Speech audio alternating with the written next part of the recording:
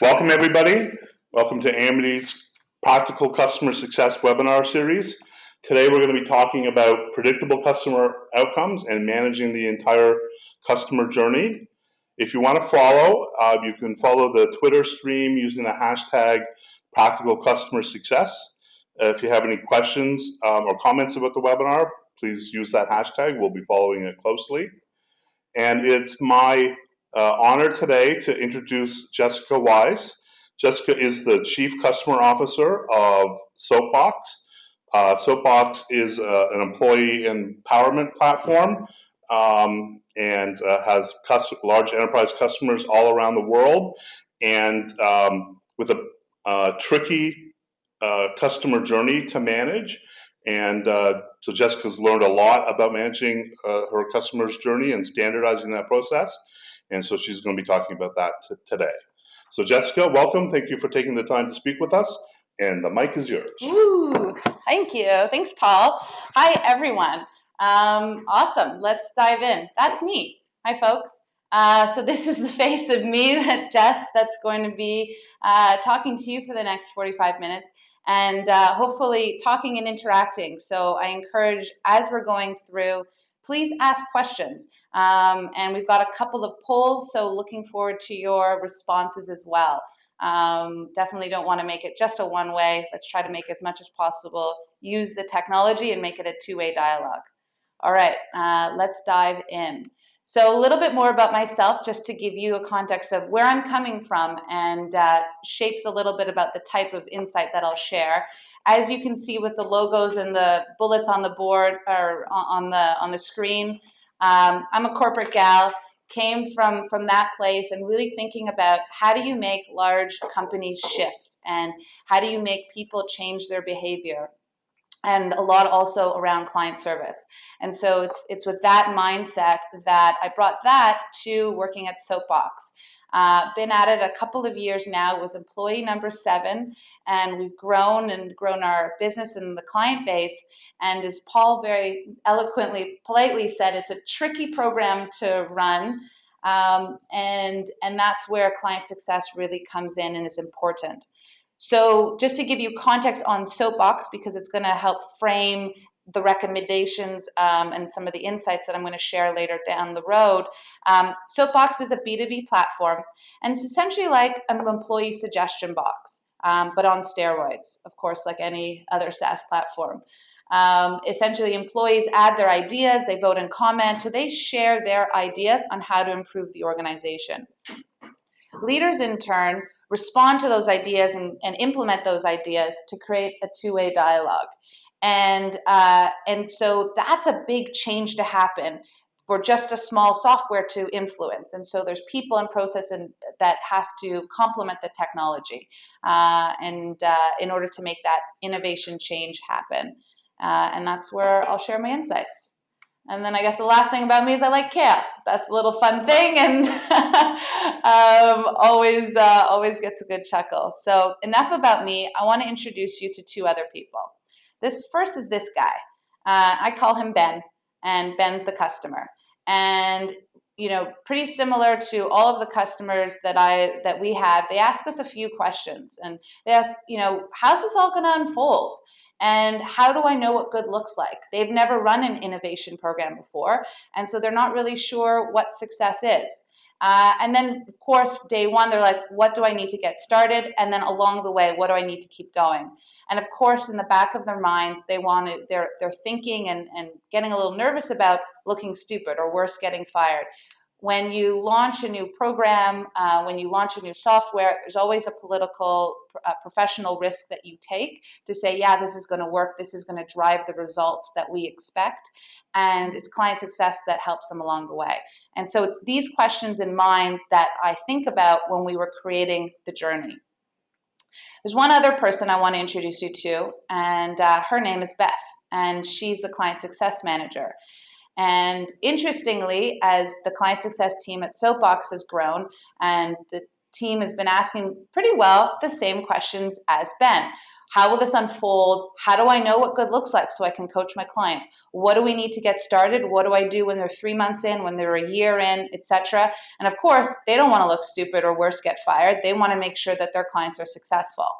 And so it's these questions that both come from Ben and Beth that we're going to cover today in the webinar. So what are we going to cover?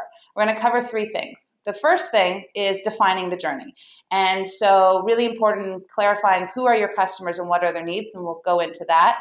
And then we'll go to number 2, which is, okay, great, we know who the customers are and the journey that we want to take them through. Now let's build it. What are those stages? What does success look like?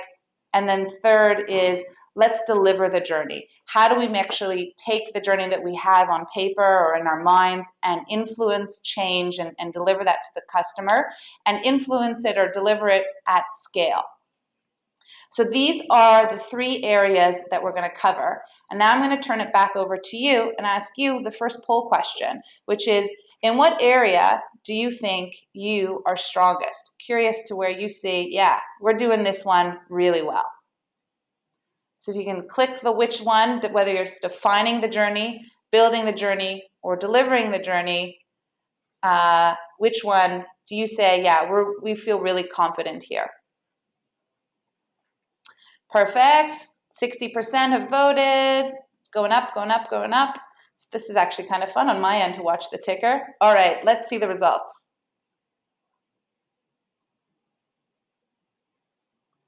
Oh, interesting. Perfect. I like it that you guys really know your customers. It seems like the majority of you know who your customers are, but I like it that there's no one strong area because that means that we'll have benefit by covering all 3. And so the next poll is, what are you looking most to improve? And tell us, of the 3, where are you really trying to focus? And this will help me to know where should I spend a little bit more time on today.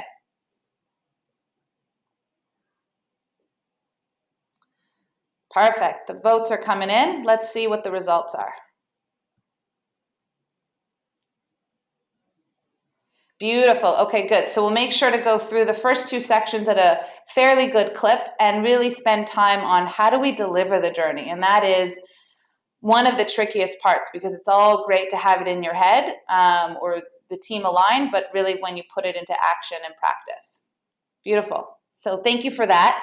And don't forget, ask questions along the way. And at each step, each sort of chapter of this, we'll pause for you to ask questions. So please start thinking of them as I go through. And let's begin. So first piece is we got to define the journey. And we got to know who our customers are and what their needs are before we can start building it and delivering it. And so, there's a good question of who are your customers? And it was funny when I sent this presentation over and Paul said to me, Jess, this image is pixelated. Should we get another one? And I actually was like, no, that was intentional. Because often our clients are a little pixelated to us. We don't really know who they are. We don't know what their needs are. And the key is to bring them into clarity and vivid picture so that we know intimately what they feel like, what they need, what their desires are. And we do that by creating personas. And according to HubSpot, this was the definition of a persona that I really enjoyed. It's a semi-fictional representation of your ideal customer. I'm sure many of you have heard about personas and are using them. And so for those that are new to this, it's a way of describing who your customer is in general and describing their demographics, behavior patterns, motivations, etc. And so HubSpot, continuing on with their example, they have personas. So they're a marketing platform, and they think about who are the people doing marketing, whether it be owner Ollie, small firm, marketing Mary, sort of a mid-size or small to mid-size company, VP of marketing, or enterprise Aaron, so that's chief marketing officer. Each of them would have different needs when they're thinking about their marketing goals. So that's one way to think about personas is what are the permutations of the types of customers you have, and how do you describe, owner Ollie helps with sales and finance, and he needs an easy to use tool, whereas enterprise Erin, she really wants a software that can conform to the organization's unique needs. So very different and unique needs with the personas. One little flip or different way to think about personas is how we apply them at SoapBox, which is we think about them in terms of the players that are needed to make the whole ecosystem work. And so we have Kai, who we need to submit ideas. And then we have Ali, who we need to triage those ideas to their employees. And then we have Craig, who's the innovation partner, who you want to be able to respond to those ideas. And then finally, we have Heather, who's the executive to steer and govern the experience. So I'm going to backtrack a few seconds, and hopefully you're still all there with us. Send in some questions if you did lose us, and we can get back to you on that. So back to what I was saying. All right. Remember, HubSpot had sort of permutations of the different kind of customer personas. We have different types of the players in the ecosystem that we need to make their SoapBox program successful. So we have Kai, who's the employee that shares the idea. We have Ali, who makes sure the ideas get to the right leaders. We have Craig's, who are the leaders who respond and implement those ideas. And then we have Heather, who governs the overall program. And of course, these are all clients. They each have their own unique needs. And so we think about each of these players in this ecosystem that's using our software, what their unique needs are, and then we build features, and we also build client success experiences for each of these players. And Kai, Ali, Craig, and Heather are common names you'll hear around the SoapBox office. So that's personas. And now when we get into defining the journey, thinking about who are your customers, think about all the players that you need to make the product successful, define them in detail, and get everyone talking about them. As I said, we all know all of our personas. We call them acronym for short, HACK, and we use them frequently.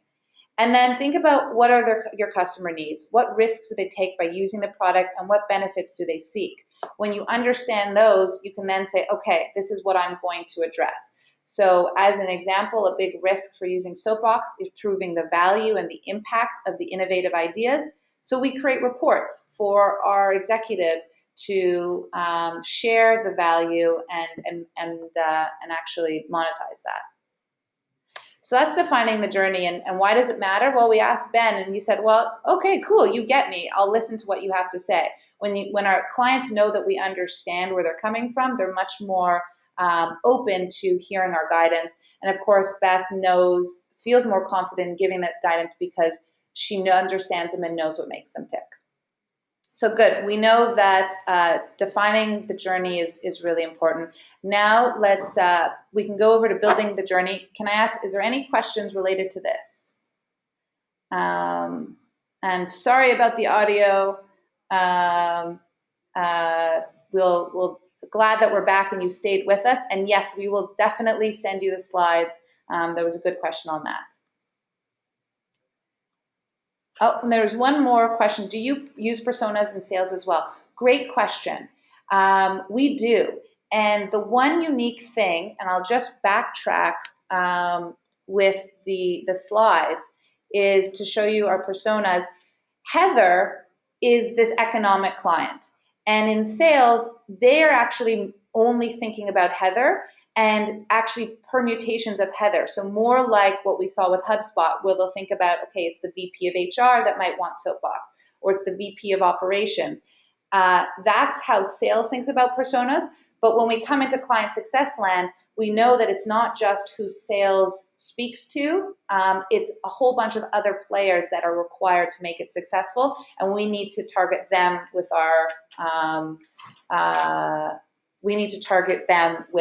our client success journey. Beautiful. So let's keep moving on. And, actually, there's one other question. Who owns the definition of personas and how do you keep them up to date? Great question. It is actually a company thing that owns the definition of personas. It was myself and our chief marketing officer that came up with them way back when in a whiteboard. And certainly, though, client success is the fuel of bringing the insights of the personas. What are their latest needs? What are their latest successes? What are the latest things that we need to be addressing as a company? And but when we go and sit with our developers, they all talk about the personas. And when they're building out new features and augmenting the software, they're thinking about the personas as well. So it is definitely a company thing. But for client success, we take a little bit of soft ownership and drive the richness to which we understand them and how we elaborate on them over time. Perfect. Thank you for those questions. Those are really great. Let me keep motoring on to the second part of the journey, which is building it and thinking about what are the stages we go through, and then in each stage, what does success look like? So the customer journey, where to begin? I put in customer journey or something like that in Google Images, which I love, as you can probably tell in this presentation. And this was one of the most simplest ones. It's a traveler come in, and it's a very simple journey. They'll research hotels, they'll make reservations, they'll check in, they'll pay, and then they'll depart. Unfortunately, most of our software aren't that simple, and you get into much more complicated ways of thinking about how your customer goes through their experience with you and the software. And so there's tons of approaches. Let's break it down and a few tips and thoughts on how to do this effectively. So the first one is start at the first point of contact. And what you can see is a screenshot of an actual, Google Doc that we use every time a new client comes on board. The sales guys know what email to send when they're doing the handoff between sales and client success. And then we know the exact standard email that they're going to get at the first email, where we welcome them to SoapBox, we bring them in part of the family, and then we define the next steps. And so very much thinking about what's that first touch point, because that's what sets the tone for the rest of the journey. And then once they're in the journey, we give them time to mature. And again, this is a Google Sheet that we built with Amity, actually, which was great. And you can see here, we've defined the stages that they go through. And so they're on deck, they haven't started working with us, or they're in pre-launch. We've started to work with them to build their innovation program and get ready to launch. And then once they've launched, we move them through adoption to engagement to embedded. And so let's get employees on there and start adopting the platform. Let's get them engaging. And then let's really embed the innovation program into the way that they operate. So these are the 5 stages that we take them through, and we definitely give them time to mature. We don't expect the innovation program to be embedded within the first few weeks. And of course, as we're going through this, we want to be thinking about, we align it with renewal. And so when we were building this journey, we thought about, okay, where do they need to be at year 1? Do they, if they're only at engagement, is that good enough? Will they want to renew with us into the 2nd and 3rd year? And what we discovered was, yeah, definitely they know that they're not at the end of their journey, but they're still confident that they're moving along. And this was important because a lot of our clients were like, well, we've been doing this for a full year and there's not much change. And we said, that's okay, because you still got room to grow. And because we've been able to define it for them, then that keeps them with us, and they know that their path is still ongoing. What we also thought about is, what does advocacy look like? Usually in customer journeys, you've got advocacy at the end. It's the nirvana, it's the utopia that you want to take everybody to. You want to build them into an advocate. But the reality that we saw was our clients were advocates at each step of the way. So as an example, we would launch a soapbox at a company, and they were excited about doing a blog with us to say, yeah, we've launched. That's a great form of advocacy. Once they have launched and they're in the program, they were really excited about doing a case study about how SoapBox works with them to make them successful. Another great form of advocacy. And then, of course, along the way, they're giving referrals. And finally, when they're in the embedded stage, that's when they can commit to tangible impacts. So as an example, they increase revenue by $1 million because of X amount of ideas. That's a final stage, but we definitely saw that advocacy happened the whole way through, and was really important that we were clear at each step in the journey, what did advocacy look like, so we could be drawing it out. So that's how we define the journey, and now we got to figure out how do we prove it's working. So as this comic shows, another Google image is fine. There's a lot of steps in the way, and you could get confused and muddled with where's the value. So when defining success, a couple of things. One is break it down into parts. So this is an example that we use with our clients prior to launch, and these are what we call the 5 elements of success. And they have to go through each element in order to feel confident that they're going to be successful in their launch. So whether you have 5 elements, 4 levers, 2 drivers, whatever you call it, break it down into parts. The next thing is be holistic. And what you can see here, it's definitely not to get into the details, but you can visually see that for each stage in the journey, we have thought about what does red, yellow, and green look like for a bunch of sub-definitions of success. And it's with this that with our clients, we can be very explicit to say you're doing well in the adoption stage because you have 25% adoption, or you're doing well in the embedded because you have completed X number of ideas. And we're much clearer at each stage by having this holistic view. As well, another big thing is to attribute value along the way. Of course, at the end of the day, they want to see completed ideas and they want increased revenue and decreased cost. Totally agree. That actually, though, takes a while to get there. And we all know we like to celebrate things. We're in client success, so we want to celebrate wins along the way, and also keep the momentum going and have them know that they're getting value with everything they're doing. And so when you break it out down into the sub stages, at the ideation stage, you're coming up with ideas, you get employee engagement. And at each stage along the way, there's different bits of value. I think this is really important, especially when you have a SaaS platform that's harder to show the tangible value. And then finally, of course, because we're in client success, we love celebrations. And this is just as an example of one of the things that we do for our clients. At the 1-year mark, we make them a little present where on poster board, we draw out, or a designer draws out a custom view of their community and how many ideas they've completed, some celebration of good ideas, and it's something that they can hang up in their office and really celebrate success. So that's around building the journey, and some tips there to think about is what are the stages? Start at the first point of contact, show how they're going to mature over the way, align that with renewal. So think about at each stage, where do they need to be to renew? Bake in advocacy. Think about what does advocacy look like at each stage. And then of course, at each stage, think about what success looks like. And so break it down into parts and be holistic. Think about red, yellow, green at a detailed level. Make it measurable as well. Attribute value at each stage, not just at the end, and give everybody a pat on the back through celebration. And so why does that matter? Well, Ben tells us, cool, all right, I get what I need to do and know where we're heading. We have had so many clients that freak out with us because they get so nervous about what the next few months are going to look like. And when the minute we defined the journey and we were able to communicate that to them, it really made them relaxed. And of course, the client success managers on my team also became much more relaxed because it felt more like being a tour guide in a museum than a remote jungle where they had no idea where they were going. So any questions on that so far in terms of building the journey?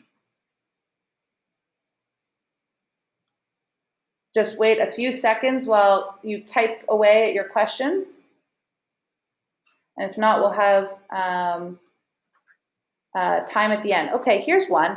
Do you build different journeys for different types of clients? Great question. At this point, we don't. We're finding it challenging enough just fleshing out the one journey. And we are also very focused as a business in delivering as much as possible a standard journey. Earlier in our time, we took on a bunch of clients that might not have been the same or sort of what we'll call in our wheelhouse, and then they required different journeys. But we realized that was really stretching us thin as a small growing business.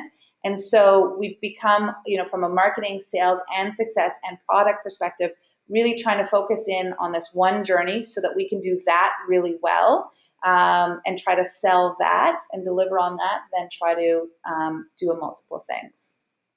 Another question, how do you handle disengaged clients? Those that say you can't even get to the initial launch call.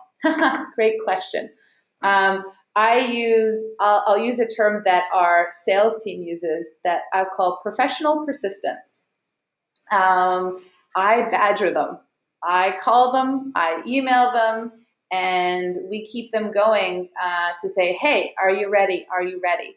As a user of software myself, I know that sometimes things get in the way and they're too busy to start working on it. I think the biggest thing that I focus on is make it easy, very simple email. It's not lots of content and text, but it's just a simple touch point to say, let's get going. Are you ready? And then also make it clear so that they know, the one little action item. We're going to get to it in the next step, but making it bite-sized and manageable so that they feel it's not overwhelming is what I try to do. And I found that successful when it's a sort of a bite-sized next step, they're able to take at least one step forward. And then one other question, chicken or egg, how do you define the journey as an early stage customer? I'm actually reading this and I'm wondering if I fully understand that. I think if I can interpret it correctly, and if I don't, Daniel, please put in your question again and make sure that I get it appropriately. But for the early stage customers, the important thing is just making it clear on where they should go. And so I don't know if the chicken comes before the egg of what the end game is, but making it so that they know what needs to happen in the first couple of steps with a view into the future.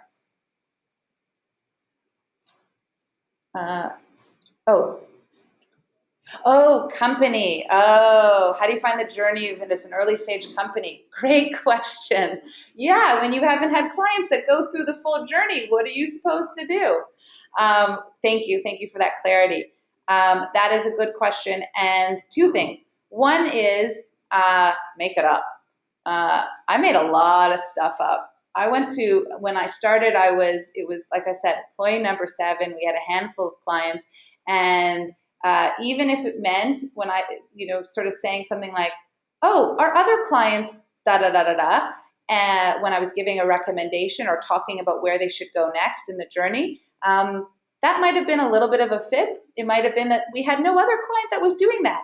But all of a sudden, I found that they were much more receptive to receiving that guidance. So I actually do encourage you to make it up. And then the other thing that we were at least fortunate, I don't know if this is going to help you, but we had one of our clients that was with us since the beginning, and they have essentially helped us build our business, and they've been a partner in crime almost in defining the journey. And we very much looked at what are they doing. And so they were always 3, 6, 12 months ahead of any other client that we were bringing on, and we used them as the paradigm to coach our other clients. So beg, borrow, and steal from what your clients are doing, and when in doubt, make it up. One final question. Is the journey feature-based, getting them to use specific features, or general goal adoption-based, measuring standard metrics adoption across clients? Great question. Actually, it's both. So certainly in client success, we focus on the goals and adoption and metrics, and I'll call it progress throughout the journey. and so as an example, when they will launch their innovation program, they're going to be more focused on adoption and encouraging employees to sign up and create accounts. But maybe a year in, once leaders are accustomed to it and really see this as a business intelligence tool, they're going to be thinking about, okay, how do we bake this into our performance reviews and metrics so that there's an expectation that everybody's adding a certain amount of ideas or completing a certain amount of ideas. So that has nothing to do with features, but we definitely say don't start baking this into your performance metrics until you've got initial adoption, because it's just too much to handle. There is, though, also certain features that we introduce and emphasize at various stages in the journey, and that's because their community needs to mature. And so they can't start leveraging, as an example, our challenges as features until they have used other features. And the big thing that we're excited about, and I'm sure many of you are doing this as well, is what we call purple buttoning, or sort of behind, pay for features that as they progress in the journey, they can unlock, or they mature enough to use new features where you can upsell, cross-sell. Because that's, of course, for client success, a big part of how we contribute to the business is through not just retention, but growth in ARR. Perfect. So I'm going to move ahead to the next part. I see there's a couple of other questions, and we'll either get to those, or and if we don't get to all questions, you have my email at the end, and so you can email me as well. Beautiful. So let's talk about delivering the journey, which is where actually a lot of people wanted to talk about. So one of the biggest things is, as we know, Simon Says only works in kindergarten. And I even tried this at a conference that I was presenting at recently, and I told everybody to touch their nose, and nobody did it. So that was that proved the idea. Paul just did it. So the question is, how do you influence change? And this is one of my favorite things that we're doing at SoapBox, is we talk about baby spoons. And of course, if anybody has tried to feed a baby, you know what happens.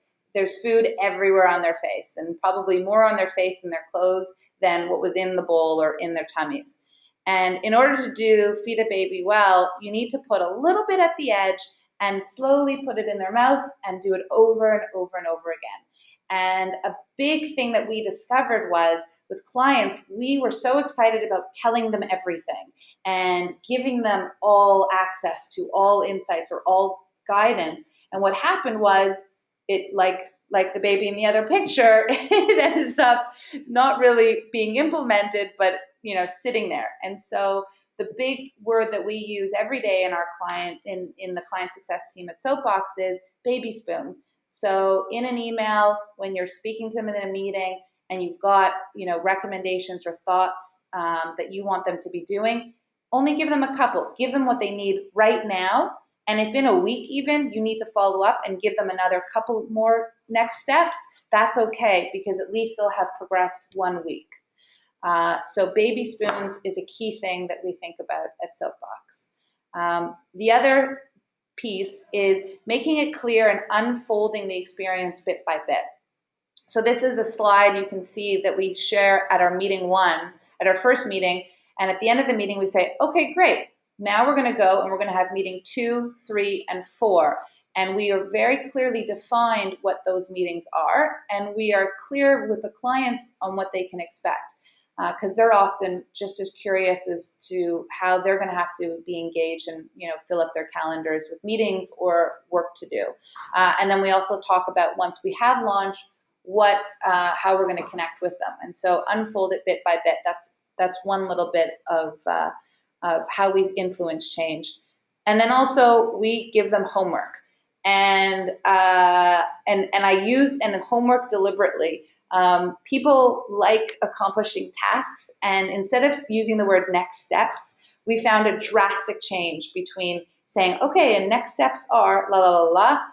Very few things got done. When we said, Chris, this is your homework, a lot more got done, because they took on personal accountability. And it's this trigger from when we were in grade 2 or grade 6 in grade school, and we're like, I must get my homework, because otherwise the teacher's going to get mad at me. And it worked when you were in grade 6, and it works on 40 and 50-year-olds, and just the same.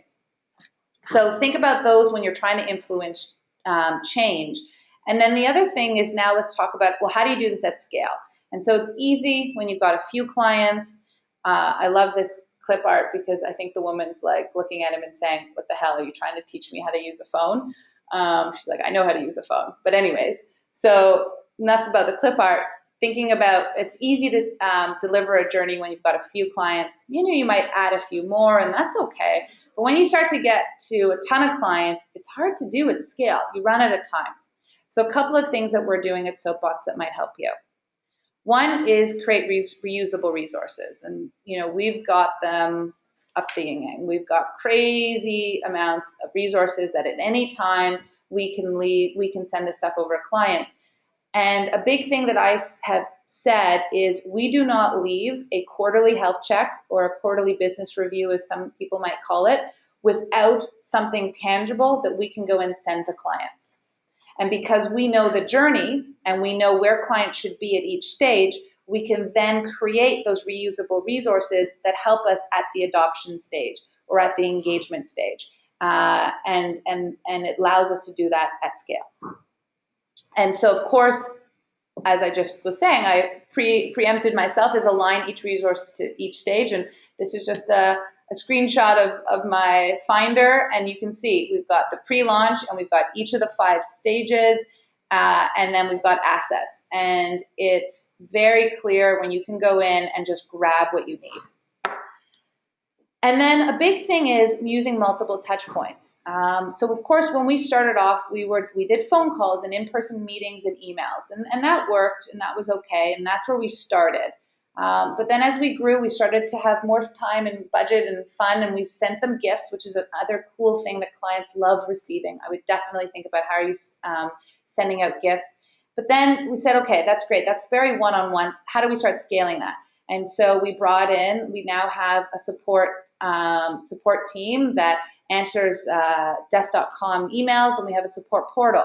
And that helped to get us more scale in terms of our service. And then we've recently started to do a lot more around webinars, around product new features, around training and techniques to improve the success of the community. We'll focus in on a particular topic at a time and invite clients. And actually, as an aside, they love coming together, whether it be in webinar or we do in-person events at our office. They love coming and actually just talking with each other. And we'll even get people on the phone when they're remote, 5 or 6 at a time, and they'll start chatting and they'll ask each other questions and help each other out. It's been really a great thing to see. And we send out newsletters with tips and tricks. And of course, we give them a soapbox. Lots of clients, in case I'm sure you've all noted, have feature inputs and requests, and our clients are very active, not just in their own personal soapboxes, but in the soapbox to share what they'd like to see and how we can improve success for them. So use multiple touch points. 2 more tips. One is organizing your time to keep building. So a big thing that we found at SoapBox was we spent so much time just answering emails and doing phone calls and health checks and monthly touch points that we were servicing the client every minute of the day. And we weren't taking the time out to build those resources, build those journeys, build the newsletter that we were going to send out. And so we instituted a new operating paradigm where we break out our time each day of the week to say, okay, it's client time or it's projects time. And once a month, we do what we call Productive Projects Day, where the team, we don't come into the office. You're either in your home, in a cafe, what have you, and cranking through projects. That's really been helpful, and actually my team is asking for more. I think we covered this point, which is around organize your time and make sure you're setting aside time to build the resources. And of course, keep tabs on health. We use Amity, of course, and love it. And this allows us to scale. I use this in my weekly client reviews with each of my team members. We use this on a monthly basis to track health and progress. And it allows me to keep tabs on where our clients are at and the health so that we know what interventions need to be taken. So in terms of building the journey, think about how do you influence change. Feed them baby spoons of information. Don't get it all over their face. give them homework and lay out how things will unfold, and then influence it at scale. Create those reusable resources, align them to your stakeholders. I think there's a typo there, apologies. Organize your calendar to keep building, and I definitely recommend Productive Projects Day. Our team loves it, and keep tabs on health. And so why does this matter? Well, Ben says, he definitely is feeling like a rock star with everything under control. And Beth is definitely much more at ease with not having to get everything done right away, feeling like it can really unfold as we deliver the journey over time. So what we covered, we looked at how do we define the journey, build the journey, and deliver it at scale. And so final question to you, because it's always good to have an affirmation of, okay, what are we going to do with this? Which is, what area are you going to focus on most moving forward? Now that you're thinking about all the insights, I think it's, it'd be awesome for you to say, yeah, there's one or two things I'm going to do. So curious to see where you're going to focus. And the votes are coming in. A few more. Beautiful. Let's show the polls and the results and see where you guys are going to focus. Fabulous. So in delivering the journey, a good bucket of you. Hopefully you're pulling out those baby spoons, and hopefully many of you are thinking back to defining the journey. Who are your customers? What are their needs? And then building it as well along the way. Perfect. Thank you so much. So with that, I'm going to pass it over to Paul just for a few moments, and then but stick around. There's tons of questions that are in the queue, and then as Paul is talking as well, add more so that we can get a discussion going.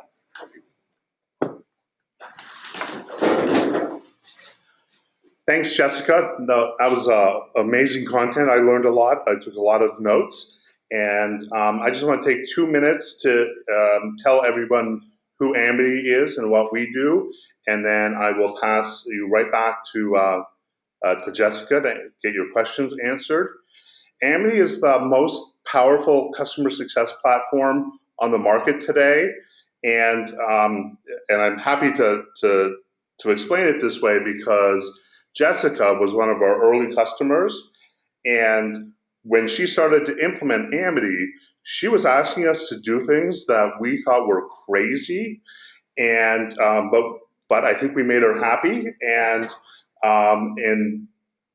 part of the lesson we learned there is as part of managing your customer journey, you have to let your customers tell you what your product is and what it does. And in doing that with SoapBox and other customers, we've built a high precision relationship management platform that lets you quantify your relationships in a really fine-grained amount of detail, really fine-grained health scores, and really fine-grained insights. We give you a unified platform for all of your data, so your support tickets, your CRM data, your usage data, and pull all of that together. And then we let you define your playbooks for implementing your customer relationship strategies, your customer journey, in an algorithmic way so that you can have dynamic priorities and dynamic tiering. So you have a lot of control and a lot of power for defining and implementing the customer journeys that you're going to build based on Jessica's talk today. And if you'd like to see Amity in action, we'd love to give you a demo. We have a number of different types of demonstrations that you can sign up for on the website. So just pop over to getamity.com, and we'd love to give you a demo. And now I'm going to give you back to Jessica. She's going to try to answer all of your questions. Beautiful. Thanks, Paul. And also happy to chat about how I use Amity if folks are curious. So question time. And I'm going to start. There's already some in the queue, but please keep typing them, and we'll answer them as much as we can. We've got about 10 minutes. So Diana, this was a great question. What if they stop believing in the journey before the first year expires? Software takes vision. What if they lose the vision? And they might lead them to dropping the software, and if I have any thoughts.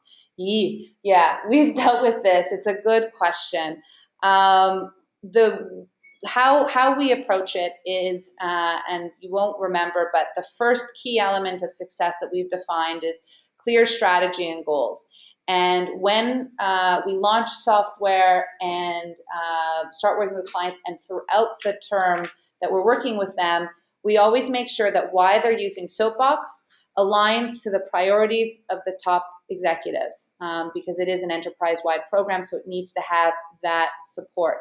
And when that becomes misaligned, truthfully, what we do is we go in and we work with our clients. So I'll set up brainstorming sessions, meetings with the executives to get them aligned. It's not scalable. It's definitely a hands-on thing.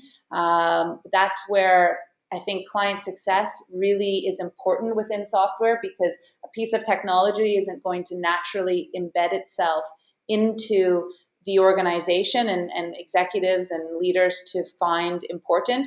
And it's also not going to help them see the links. One of the big things, and it's interesting that I see this even with our oldest clients, is where I have to draw the links between their strategy and how they can use the software. And so it's a little bit of on-site consulting to make sure that you are understanding what their priorities are and then helping them create the vision. So I would say definitely get in there, whiteboard, marker in hand, and help them through that. And apologies for all of you that lost the audio. And I see there's many of those, and there were some other good questions in the mix. Good. This one was from Alexandra.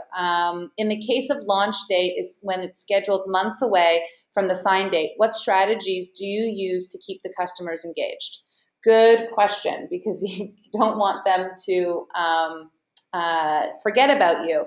I also, though, you don't want them to take up too many resources if they are ready to launch. So in terms of when the launch date is set, what we do is when we know the launch date, we work back from there and we set up the standard pre-launch meetings that are needed in order to take them to a successful launch. And if it is a long drawn-out launch, we will try to stagger them along the way so that they have touch points at regular intervals. If there is a long lag in between when they've done everything they need to do and then now they're really just sitting and waiting, I would suggest two things, and these are things that we've done.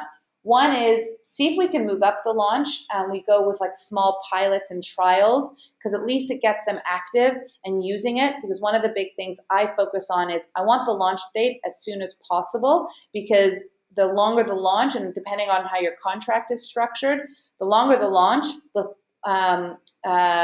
shorter amount of time that they have to actually use the software before renewal is up. And so we want them in there active and engaged. Or the other thing is we host a lot of events and send out newsletters and have webinars. So even if they're not engaging with their CSM one-on-one, we're using some of those en masse engagement tools to keep them connected to SoapBox and remembering about us. And then another question here, Lori has asked, how do you align marketing efforts? Good question. I see client success and marketing as really two counterparts and partners in crime in making the company successful. And so, of course, it always varies depending on the flavor of software. I would say the amp that is given to marketing versus client success. Because we're B2B, client success really is deep with clients. If you're B2C, I see that marketing sometimes can get a little bit more heavier directly with clients. But either way, there's a strong partnership in a couple of ways. One is making sure that client success is always feeding back out to marketing insights for thought leadership on, how do you do innovation successfully? We're the ones in the ground testing that out, and so they want to be using that as marketing material. The other type of marketing material we want to do is case studies, and so we're always partnering to say, okay, where are clients at? Who can we celebrate? And then marketing partners with us to build out case studies, and we sort of hand our clients over to marketing to celebrate them. We, though, also pull on marketing services. So marketing are great at getting the word out and marketing things. And what's really important in client success is that we market the software internally within our clients and the user base. And so where appropriate, we pull on them to say, hey, how could we do this launch better? Or what could we do for this type of resource? And tapping into their expertise. So definitely it's a two-way street, and I think it's really important to figure out what each department value the value each department adds, and then leveraging that along the way. Scrolling down to a couple of other questions. What is the role of client success versus account manager, and how do you draw the line between selling? Great question. So I'll talk about how we do it at SoapBox, and thank you for that, Tom. So how we've defined it is sales takes this all the way up through the initial sale. And we've got a contract, it's a year or more. And that's when client success comes in. And they are what we essentially call, you would think about as an account manager. Account manager on steroids. So we have account executives in sales, and then the relationship passes over to the CSM. And they're in charge of delivering the journey and also ensuring the renewal. And then I step in, or others will step in on more of the contractual things, but where it's a straight renewal or no additional selling is needed. So we don't need to do a proposal, there's no pitch or demo. Client success is accountable for that renewal, even if it includes growth. And the key thing there is what we put first and foremost is our client experience. And we say, what's best for the client? Is it best that they continue the relationship and conversation with who they already have been working with for the past year? We think so. And who has context of how their program is working? We definitely think so. And so we put the onus on client success for renewal and growth where there's no sales activities needed. But we also know that client success has certain expertise and sales has other expertise. And so when we need sales, so there's pitching or big proposals to happen in order for growth or expansion of an account, that's when we bring sales in and we partner, or we even pass back over to sales to let them drive. And that's usually when it's a new relationship. So let's say we're in one line of business of an organization, and then a new line of business is interested, but it's going to be a completely different soapbox, a new contract, etc. It's best that sales runs with that, and then as soon as that contract's closed, it comes back to success. So we've got very clear lines in the sand, and then of course always the CMO and myself are connecting to make sure that we're making the right calls as we go. One last question. How often do you conduct in-person meetings with your clients in a given quarter? Great question, Kevin. In the beginning, when we had a lot of clients local here with us in Toronto, we were doing as much in person as possible. That was the best way to learn and build relationships. And I always think in person, I'd love to see all of you in person than via phone.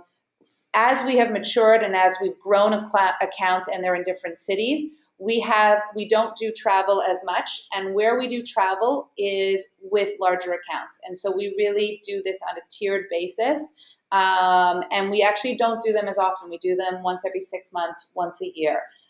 We have found it effective to only do phone calls and sessions. The one thing that we have also though introduced and found effective is for remote clients, we will go and spend 2 days with them, sort of a deep dive intensive launch, and that actually gets them to launch faster. So we go through all of the meetings and all the materials in 2 days, and then build good relationships there too.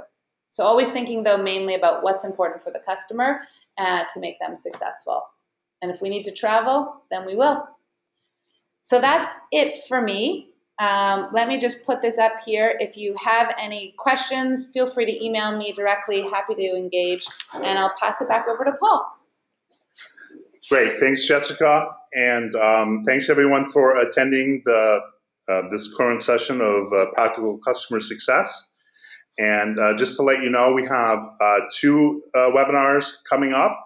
On November 10th, we're having a Colorado-based webinar with Ed Powers and Josh Robitaille and of Survey Gizmo, and they're going to be talking about strategies for account segmentation. Everyone knows that that's really the core of being able to leverage yourself in customer success. And then on December 1st, I'm going to be in the hot seat myself, and I'm going to be talking about how our customers build outcome-driven customer success processes using the Amity platform, and why being outcome-driven really helps you drive revenue growth. And just to let everyone know one more thing, we just launched a couple of new sections on our website that we're really excited about in the resource section.